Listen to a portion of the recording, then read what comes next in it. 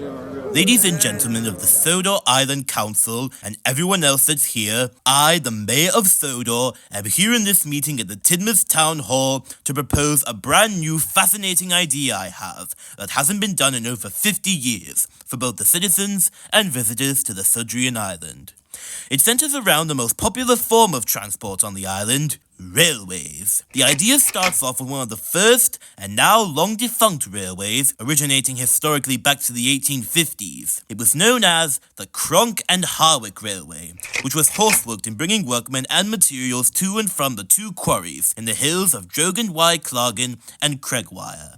The horse-run railway was closed and ripped up during World War II because of road transport being more convenient, and the quarries remained in service until the 1950s. What's so interesting to me about the Cronk and Harwick is that it's the least well-known railway on Sodor, and yet it's the only one that didn't use locomotives for transport, only horses. Cregwire, to this day, is a small peaceful hamlet farm village in the remote Harwick Valley, and fast-forwarding there to April of 2023, some members of the Sodor Island Trust discovered a new shiny material in the abandoned Cregwire quarry. Lapz lazuli, or lapis for short, is a purple mineral rock that is used for jewelry, decorations, and even religious beliefs, as well as the significance of the birthstone. The Cregwire quarry was reopened, extracting lapis to the seaside town of Augsburg to be transported elsewhere by rail and sea and used for its churches and the jewelry shop. However, the lorries transporting the material would have to traverse along a dangerous, steep mountain road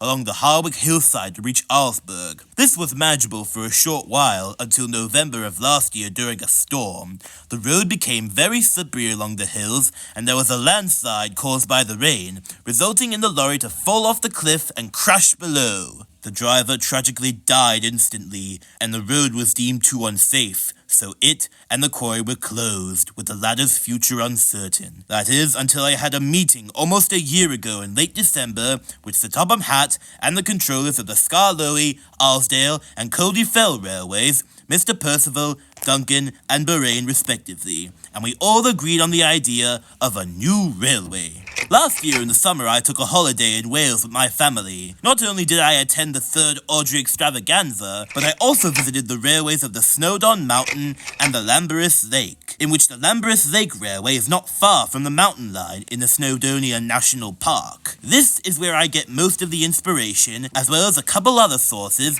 to build a new narrow gauge line known as the Dubbin Lake Railway, to not only provide an alternate form of transport to deliver the lapis, but also take passengers to enjoy the Dubbin Moor Lake, or Dubbin Lake for short, which is only about 3 miles away from Cregwire. Construction began in April earlier this year, but the Sodor Island Council had to put it on hold in August because they only had enough money to build the line from the quarry at Cregwire to the lake. In the foreseeable future, when we have a high enough budget, we will extend the line from the station at Cregwire through the Harwick Valley, where the old Cronk and Harwick used to be, to where the main terminal of the railway will be. Harbin, a mix of Harwick and the Dubbin Lake. The Harwick branch line will be extended there so that passengers from the northwestern can transfer to the narrow gauge engines. The Coldy Fell Railway will also be extended from Polney Crink to the Dubbin Coldy Halt, where the new railway will also be extended and divert away from the lake, so it and the CFR can meet in the middle. This project is still on hold and in the drafts, but when our finances are secured and plans are finalized, we will get off the ground the prospect of finishing the Dubbin Lake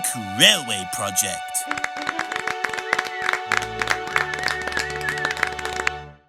The construction of the newest railway on Sodor will be an interesting series of events. It'll start off with Sir Topham Hatt having a misunderstood conversation, leaving the engines ripping with fear. A new diesel will arrive on the Skarloey Railway, who will have a small part in meeting the new railway's fleet. A charity event at Wellsworth will associate with the Sodor Island Council's plans, along with a runaway involving gravity. Trials will be conducted on the new railway, but not without one of the engines developing a type of phobia. Another one of them would fall into similar shoes, with their recovery involving opening up about their neglected backstory. A pep talk of never sailing alone, as well as finishing off with turning a new leaf.